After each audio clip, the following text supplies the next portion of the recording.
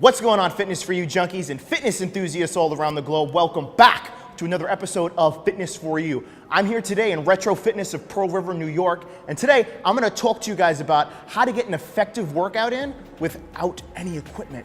Because most likely, you're a college student and you're sitting at home saying, well, Ricky, I only eat Tide Pods and ramen noodles because I don't have the money for a gym membership.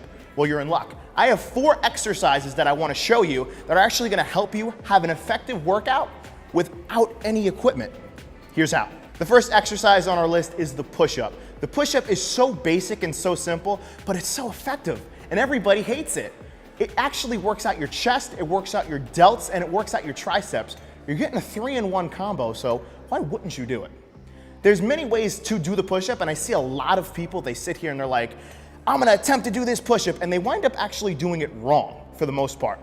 A lot of people, this is what you really wanna try to avoid in a push-up.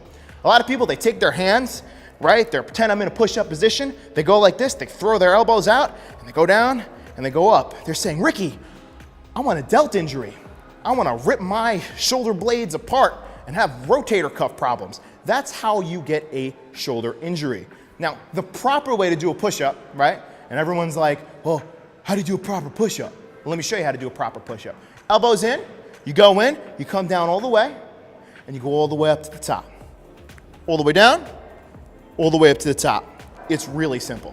Now, you're probably asking yourself, but Ricky, the push-ups are great and all, but I want a nice gluteus maximus. I want some nice quads. I want some nice hamstrings. How do I go about in getting that? Well, it's simple. You might not like the push-up, but the squat is gonna be your best bet. And you can do a squat pretty much anywhere. Now, there's a lot of ways you can do a squat, but there's also many ways you can screw it up. Here's one of those ways. When people go down for a squat and their knees start to pass their toes and they're putting all the pressure on the tops of their toes, right? That's when you got a problem. That's when you're asking for a knee injury. That's when you're asking for ankle injuries and they say, well, I never squat because I have knee problems. Well, most likely you're doing the squat wrong. So that's how you do a squat wrong. How do you properly do a squat? The basic thing is you want to do is you want to make sure your knees are not passing your toes and all the pressure is being put on the balls of your feet. So that means all the pressure avoids your knees, goes straight into your hamstrings and quadriceps and glutes, and that's what picks up the pressure where you can make a proper contraction so you can get a nice butt. You're probably asking yourself, how do I tie this whole thing in? How do I take such great wisdom that has been given to me and tie it into this whole entire exercise? It's simple, and it's called the plank. The plank is gonna help you strengthen your lower back and it's gonna help you strengthen your core. You need a strong core and you need a strong lower back to actually perform these exercises. The better your plank, the stronger your core, the stronger your lower back, the more effectively you're gonna be able to hammer home these exercises. So, this is how you don't do a plank. A lot of people say, oh, I'm gonna do a plank. I'm gonna get into this class and I'm gonna do a plank and they do it like this, right? Their butt's in the air, their chin is tucked in, and what it basically does is it takes away the entire concept of doing a plank. Because you wanna put pressure on your lower back, you wanna put pressure on the core, and having your butt in the air and your head tucked in, it's just, A, it looks stupid, and B, it's wrong. How do you properly do a plank? It's simple.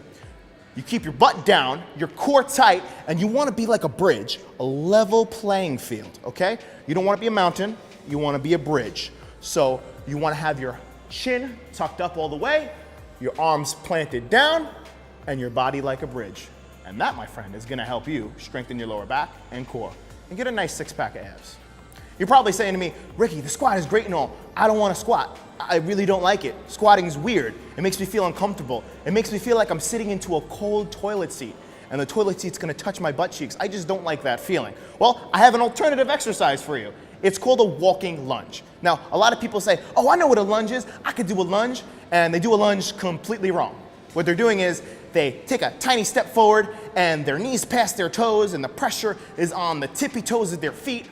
And they say, well, just like the squat, I got knee problems, so I'm gonna avoid this, right?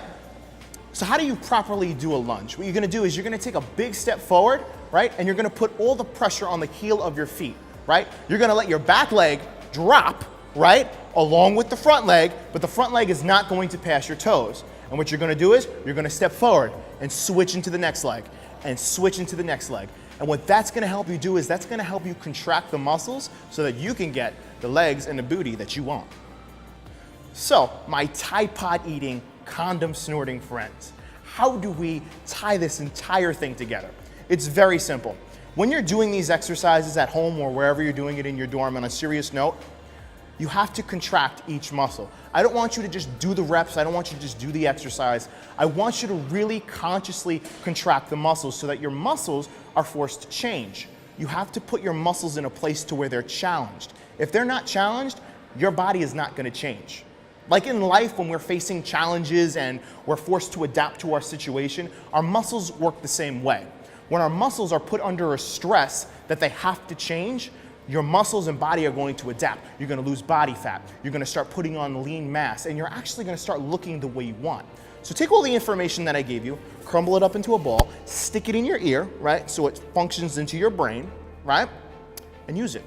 If you guys like more videos like this, do me a favor, hit the subscribe button down there, ring the bell at the bottom so you get weekly videos like this, and you guys know the deal. Love your body, love your mind, and love your soul. And stay happy.